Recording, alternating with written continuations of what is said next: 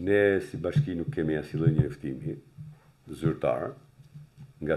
asnjë lloj institucioni për reformën. Po paraprakisht, Bashkia e Fusharësit i ka marrë gjitha masat, është lajmëruar Këshilli Bashkiak dhe ka filluar procesi mund të organizatat shoqërisë civile për kalimin e referendum, pyetjen e qytetarëve. Unë mendoj që përzgjedhja në dy qarqet e Shkodrës dhe të Lezhës, përzgjedhja e Fusharësit, për me ndryshu ekonominë e gjithë zonës Veriut me Bashkinë e Fusharësit, e cila për hir të vërtetës është një bashki që ka një potencial jashtëzakonisht ekonomik, ka një industri, sot që po flasim kemi 4 minjera që fabriken edhe 3 fabrika ujtë, potenciali industrial në Bashkinë e Fusharësit është më i madh se në çdo bashki tjetër mendoj, dhe japim GDP shqiptare që na dhënë në shekuj. Unë mendoj që me mjetet demokratike Bashkia e Fusharësit do të jetë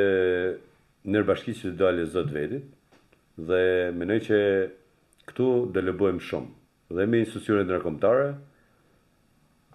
dhe me shoqërinë civile, me 10.000 organizata që ka shoqëria civile, dhe me gjithë diasporën, kemi vazhdu negociatat me gjithë, kështu që nuk do të jetë shumë e lehtë që Bashkia e Fusharësit dhe komuniteti që profeson Bashkinë e Fusharësit të përdoret fjala shkërje, e kuptove, i cila mendoj se është edhe pak i term si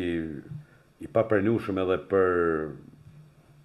institucionet e Bashkimit Evropian, shkrirje, këtu bëhet fjalë për bashkime. Ne komuniteti me gjitha nigjesat që janë bën nuk ka asnjë pretendim nga asnjë banor i Fusharësit që të bashkohet apo të kalojë në një bashki tjetër apo në një territor tjetër. Kështu që Bashkia e Fusharësit nuk do të jetë vetëm një institucion gjeografik. Bashkia e Fusharësit ka një emër, ka një histori,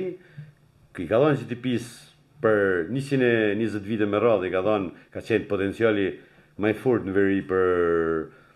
industri, kështu që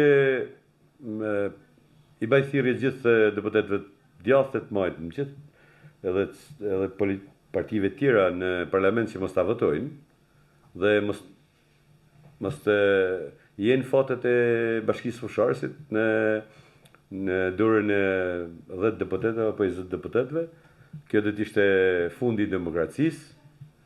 Lobimi do të jetë i fortë, nuk do ketë asnjë mundësi që çdo kush të vendosur Bashkinë e Fusharësit apo komunitetin e Fusharësit pa e pyet komunitetin e Fusharësit. Mendoj që është veprim i nxitur, nuk e përmirëson, vetëm çaj dëmton jetën e qytetarëve të Fusharësit, i largon shërbimin, i largon e shpopullon, sot ka ekonomi në rritje, nesër do të jetë një fazë tjetër. Ne kemi bërë 2 referendume, njërin mi drejtu Komisionit Zgjedhor, është kreditlidhshëm, dhe tjetër do bëhet me anë të shoqërisë civile, me çdo banor të Bashkisë Fusharësit, qoftë të diasporës dhe ato që jetojnë aktualisht në Bashkinë e Fusharësit.